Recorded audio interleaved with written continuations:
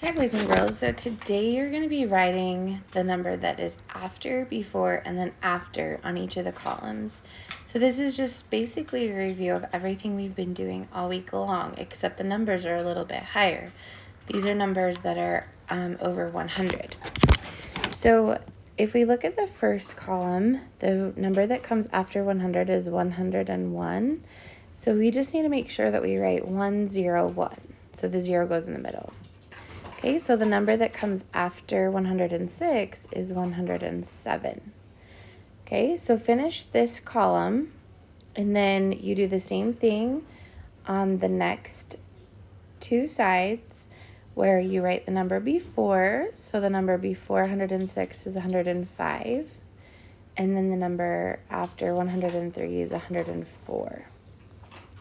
So I want you to push pause and try this, and then push play and check it with mine to see if you have your answers correct.